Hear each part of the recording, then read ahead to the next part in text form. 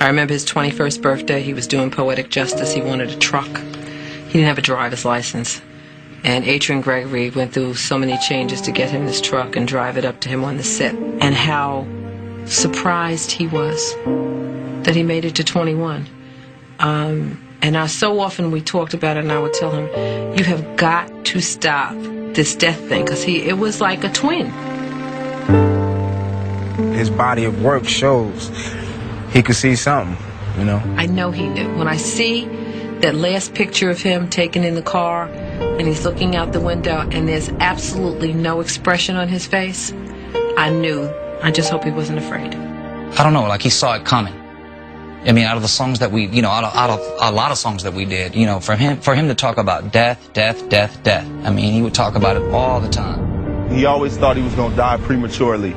He gave Layla, you know, a lot of the poetry books. He said, you know, when I'm dead and when I'm gone, you know what I'm saying, hold these and then let everybody know this side of me as well as whatever I've already exposed. And that's prophetic type shit, man. God let him know that he only has so much time to make an impact.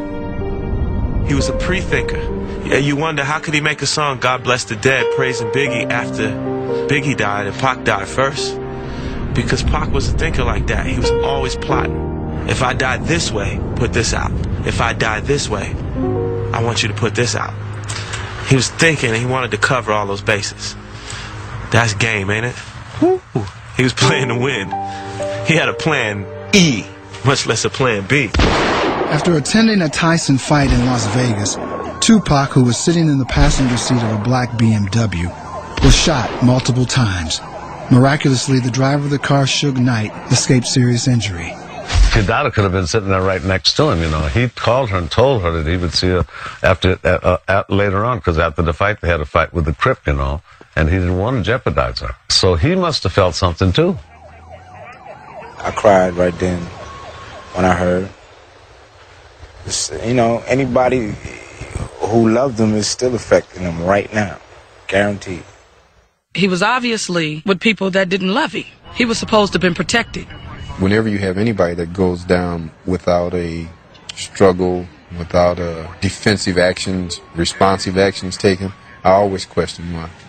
My first thought was like, but when he come out of this one, he really gonna think he's invincible. Tupac was admitted to University Medical Center, where he underwent surgery, including the removal of his right lung. I walked in the room to visit him, and he was trying to tell me something. That'd always be one of the mysteries in my life. I don't know what he was trying to tell me, but he was trying to tell me something.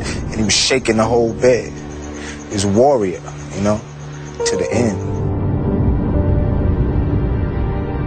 On September 13, 1996, after 6 days in critical condition, Tupac Amaru Shakur was pronounced dead. He was only 25.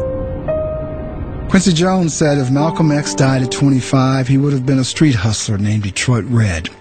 If Martin Luther King died at 25, he would have been a local Baptist minister who had not yet arrived on the national scene.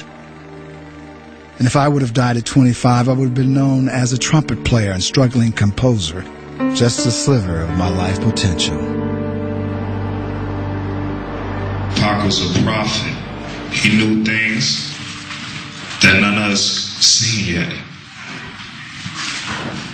And Pac ain't never let me roll with him to pull no gun on no black man. Cause he's seen a lot of brothers going, a lot of sisters going, a lot of children going.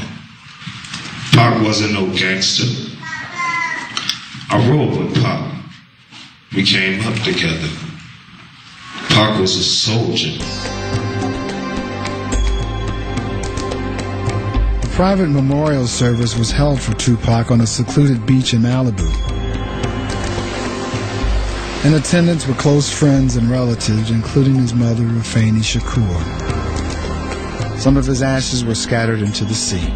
We threw all the gifts in the ocean for him, and we threw the chicken wings and the Hennessy and his favorite pictures, jewelry. Everybody brought something. Everybody said a little something.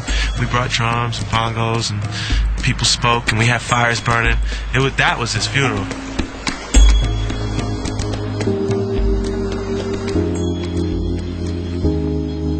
You know, could we have done done something different? Could we have said more? Could we have stood up to the forces? And all of us shoulder some of the responsibility. It just appalls me that nobody has been arrested for those two deaths. You know, it's just it's like a big cloud with a question mark on it. And you know somebody in Las Vegas and Los Angeles, or both, know exactly what happened. Just at the oddest time, I just miss him. Just miss being able to holler at him like, dude, you know, I'm going through this problem and shit. You know what I'm saying? It's like you're happy about having successful records with Tupac, producing him and all that, but at the same time, it's like he's not here to enjoy what you're enjoying, you know, while I'm alive. And however it went down with them taking him away, he's still not gone. And still is going to be here for a long time to come. And even if music still wasn't coming from all the albums that's out now, we got enough to hold us over for centuries. Pac showed me just be yourself and be true to everything you believe in, and it'll come. It doesn't come on this album, it'll come on the next album. You know, no matter how bad it may get, just keep going, because you only fail when you give up. He gave me pride. You know, he gave me love. He gave me inspiration. I don't think he realized how great he was.